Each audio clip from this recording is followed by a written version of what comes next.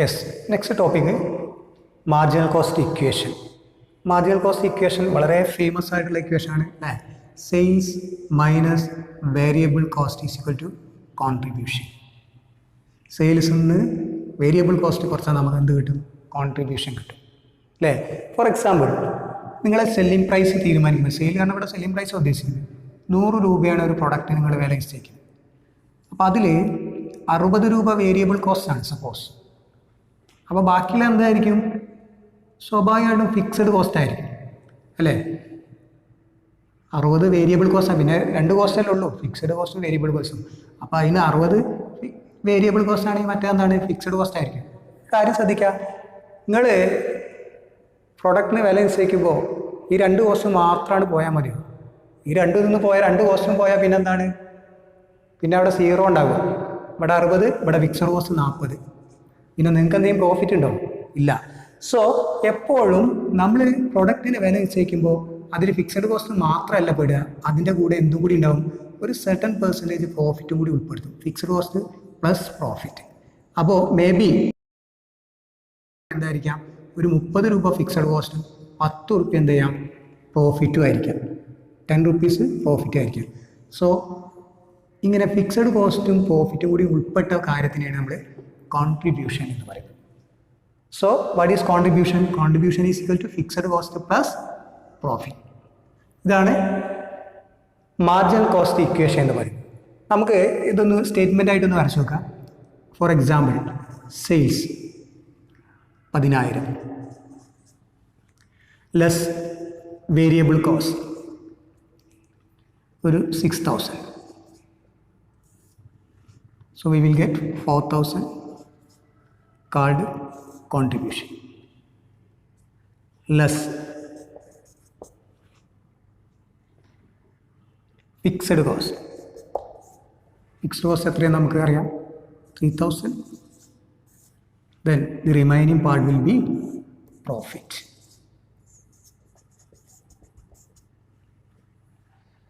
So this is called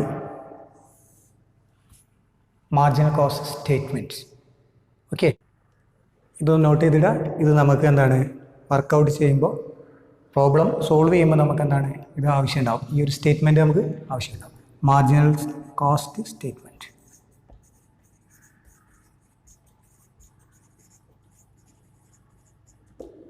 okay, then നമുക്ക് മറ്റൊന്നുകൂടി നോക്കാം. നമ്മൾ പറഞ്ഞു ഇവിടെ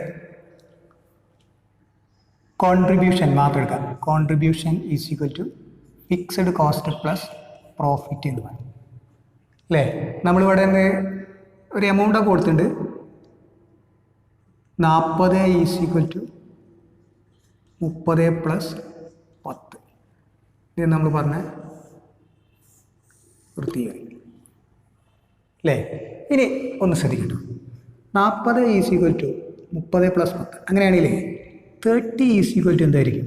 30 ഈസ് ഈക്വൽ ടു നമുക്ക് എഴുതാം 40 minus 10 and 10 is equal to 40 minus 30.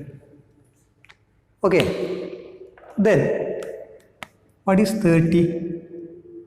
30 fixed cost അല്ലേ? Fixed cost. What is 40? contribution. What is 10? Profit. So നമുക്ക് പുതിയൊരു ഇക്വേഷൻ കിട്ടി, fixed cost is equal to contribution minus profit and profit is equal to contribution minus fixed cost. അങ്ങനെ ധാരാളം എന്താണ് equations ഇതിന്ന് derive ചെയ്യും. So അപ്പോൾ നിങ്ങൾക്ക് എന്തെങ്കിലും സംശയങ്ങൾ ഈ ഇത്തരത്തിലുള്ള പ്രോബ്ലം സോൾവ് ചെയ്യുമ്പോണ്ടെങ്കിൽ ഇങ്ങനെ ചെറിയൊരു എലമെൻ്റ് അവിടെ കൊടുത്താൽ അതിൽ വാല്യൂ കൊടുത്താണ്ട് ജസ്റ്റ് അതിനൊന്ന് വർക്കൗട്ട് ചെയ്താൽ നമുക്ക് മറ്റേ ഇക്വേഷൻ പെട്ടെന്ന് കണ്ടുപിടിക്കാൻ സാധിക്കും. Okay okay next topic, cost volume profit analysis. ഇത് ഒരു 3 ഫാക്ടർ സ്റ്റഡിയാണ്.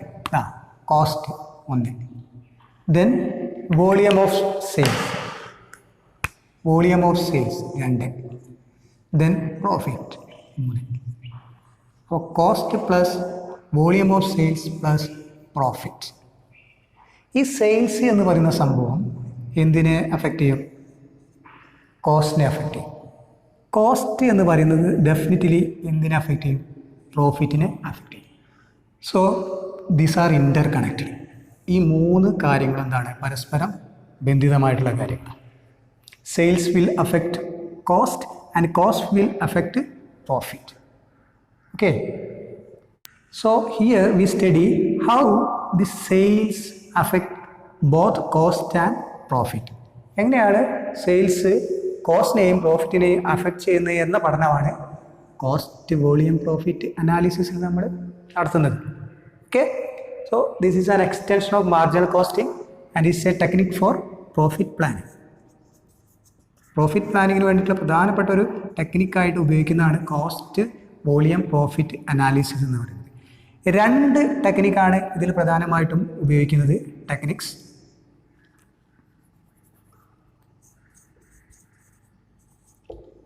ഒന്ന് PV ratio, profit volume ratio. Then രണ്ട് ബ്രേക്ക് ഈവൻ അനാലിസിസ്. ഇതാണ് നമുക്ക് പഠിക്കേണ്ടത്. PV റേഷ്യോ നമുക്ക് ഇതിൽ നിന്ന് എന്താണ് ക്വസ്റ്റ്യൻസ് ചോദിക്കാം. പിന്നെ അതുപോലെ ബ്രേക്ക് ഈവൻ അനാലിസിസ് ഇത് പരസ്പരം ബന്ധിതമാണ്. ഇതിൽ പറയുന്ന കുറേ കാര്യങ്ങൾ തന്നെയാണ് മറ്റൊരു രീതിയിൽ ഇതിലും പറയുന്നത്. ഓക്കെ, സോ നെക്സ്റ്റ് നമ്മൾ study what is PV ratio, അതിൻ്റെ ഇക്വേഷൻ എന്താണ്, എങ്ങനെയാണ് PV റേഷ്യോ വെച്ചിട്ട് നമ്മളെന്താണ് ബിസിനസ് സ്ഥാപനങ്ങൾ തീരുമാനം എടുക്കുന്നത് എന്നാണ്. ഓക്കെ, അതിലേക്ക് പോകാം. Cost volume profit analysis techniques. There are two techniques. One is PV ratio and another one is break-even analysis. Here we discuss about PV ratio. Okay, it is also known as contribution margin ratio, marginal ratio or contribution margin analysis. ഇങ്ങനെ പല രീതിയിൽ എന്താണ് PV റേഷ്യോനെ വിളിക്കുന്നുണ്ട്. It is very relevant in business organisation, in profit planning etcetera. Okay, then what is PV ratio? PV റേഷ്യോൻ്റെ equation contribution by sales into 100. കോൺട്രിബ്യൂഷനൊക്കെ എന്താ നമ്മൾ കഴിഞ്ഞ ക്ലാസ്സിൽ പറഞ്ഞു അല്ലേ? Contribution by sales into 100. For example, variable cost 30, selling price 40. What is PV ratio? ഇങ്ങനെ ഒരു question എങ്ങനെ നമ്മൾ സോൾവ് ചെയ്യാം? ഇവിടെ സെല്ലിംഗ് പ്രൈസ് നമുക്കറിയാം, പക്ഷെ കോൺട്രിബ്യൂഷൻ അറിയില്ല അല്ലേ? കോൺട്രിബ്യൂഷൻ നേർക്ക് എന്താണ്? Sales minus variable cost is കോൺട്രിബ്യൂഷനാണ് അല്ലേ? Sales minus variable cost is to contribution. Sales എത്രയാണ്? 40. അപ്പോൾ 40 മൈനസ് 30 ഇസ് ഈക്വൽ ടു 10. ഇതാണ് കോൺട്രിബ്യൂഷൻ. അപ്പോൾ കോൺട്രിബ്യൂഷൻ കിട്ടി. ഇനി സുഖമാണ്. എത്രയാണ്? Contribution by sales into 100. Contribution 10 ആണ്. 10 ബൈ സെയിൽസ് 40 ഇൻറ്റു 100 എത്ര ഉണ്ടാവും? ഇതാ ഇവിടെ 0 വെട്ടി, ഇവിടെ വെട്ടി 25%. സോ PV റേഷ്യോ ഇതിലെത്രയാണ്? 25%. Then what it indicate? എന്താണ് PV റേഷ്യോ 25% എന്ന് പറഞ്ഞാൽ എന്താണെന്നാണ് നമ്മളിവിടെ മനസ്സിലാക്കേണ്ടത്. ഓക്കെ, അത് മനസ്സിലാക്കിയാൽ നമുക്ക് കണക്കുകളൊക്കെ ചെയ്യുമ്പോൾ വളരെ സിമ്പിളാണ്. ആ ഐഡിയ മനസ്സിലാക്കിയത്. ഇവിടെ ഉദ്ദേശിക്കുന്നത് സെയിൽസിൻ്റെ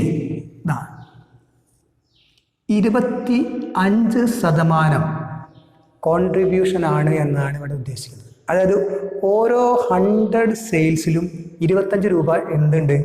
കോൺട്രിബ്യൂഷൻ. ഓരോ 100 സെയിൽസിലും 25 രൂപ എന്തായിരിക്കും? കോൺട്രിബ്യൂഷൻ ആണ് എന്നതാണ് 25% PV റേഷ്യോ എന്നുകൊണ്ട് ഉദ്ദേശിക്കുന്നത്. ഓക്കെ, ദെൻ നമ്മൾ PV റേഷ്യോന് നമ്മൾ ഇക്വേഷൻ കൊടുത്തു.